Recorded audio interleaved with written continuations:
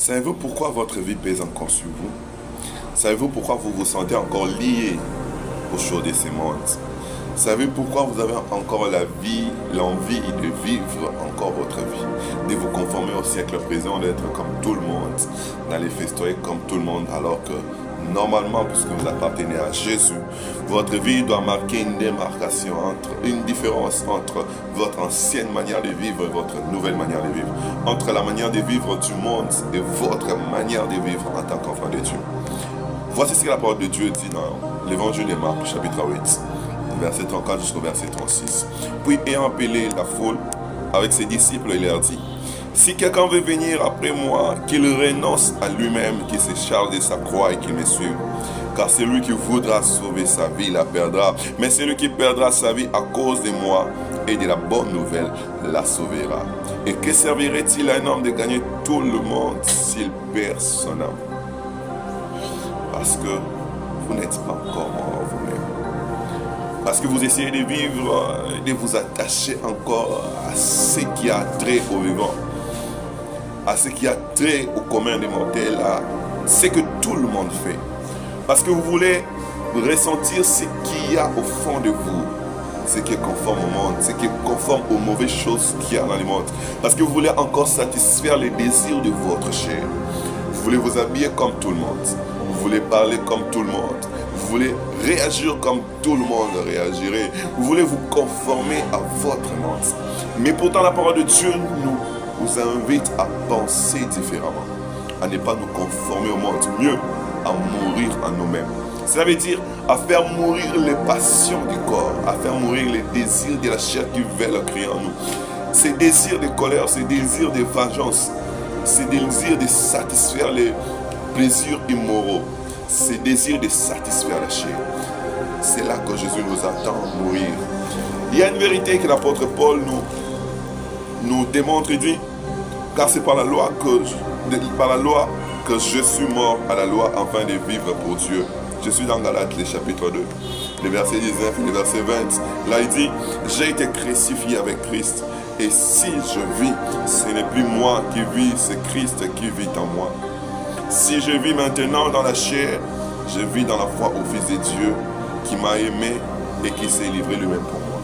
En effet, si vous êtes un croyant, votre vie ne doit pas être votre vie. Le monde qui vous voit ne doit pas vous voir vivre, mais doit voir le Christ qui vit en vous. Cela étant, veut dire ceci: on ne doit pas sentir les traits de votre ancienne vie, mais on doit voir les caractères de votre nouvelle vie. En langage simple, cela veut dire on doit sentir Jésus vivre en vous.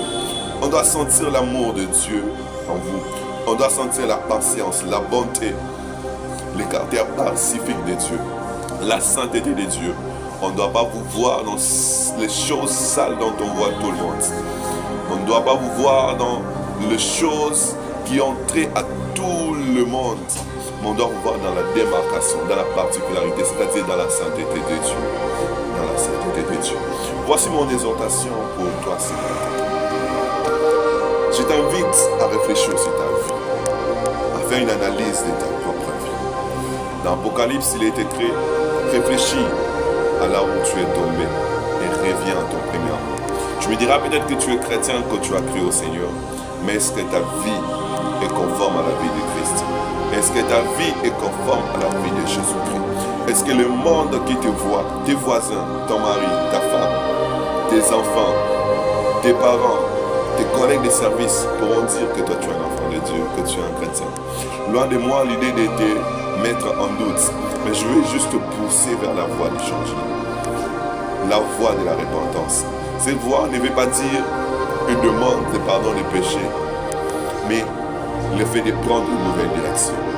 La décision de se décider de s'engager dans une nouvelle voie, c'est la voie de ne pas écouter son propre cœur, mais d'écouter le cœur de Dieu, d'écouter les décisions de Dieu. C'est la voie de ne pas faire sa propre volonté, mais de faire la volonté de Dieu. Jésus dira: ma nourriture, c'est de faire la volonté de celui qui m'a envoyé, de faire la volonté de votre Créateur, de marcher dans la sainteté comme Dieu, d'être porteur de la bonne nouvelle comme Dieu, d'être porteur de bénédiction comme Dieu, de ne pas répondre aux injures, d'apporter la paix et la présence Et à toi qui n'as jamais reçu le Seigneur Jésus, je t'invite à croire, à recevoir le Seigneur Jésus dans votre vie, dans votre cœur. À recevoir le Seigneur Jésus comme votre Seigneur et comme votre Sauveur. Tu me diras que tu as encore besoin de faire ta vie et de faire des choses. Mais moi, je te dirais que n'attendez pas qu'il soit trop tard. Aujourd'hui, c'est le jour que Dieu vous a donné pour que vous puissiez prendre une nouvelle décision dans votre vie. Vous décidez de changer de direction, de vous engager dans la voie du Seigneur. Je vous rassure que vous ne serez pas seul. À toi qui as rétrogradé, à toi qui n'as jamais reçu le Seigneur, je t'invite à prendre ces décisions dans la prière et le Saint-Esprit vous guidera. Que le Seigneur t'aide dans ces décisions. Seigneur Dieu, j'ai été prié pour mon frère et ma soeur qui m'écoutent au travers de cette vidéo. Seigneur, s'il a faibli, relève-les. La parole de Dieu dit, si je suis assis dans les ténèbres, le Seigneur sera ma lumière. Sois sa lumière et ramène-le à la vie.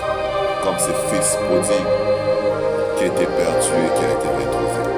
Seigneur, je te prie pour celui qui n'a jamais reçu le Seigneur. Seigneur, que ton esprit parle à son cœur, que ton esprit parle à son esprit pour les ramener dans la voie du Seigneur. Et nom puissant de Jésus.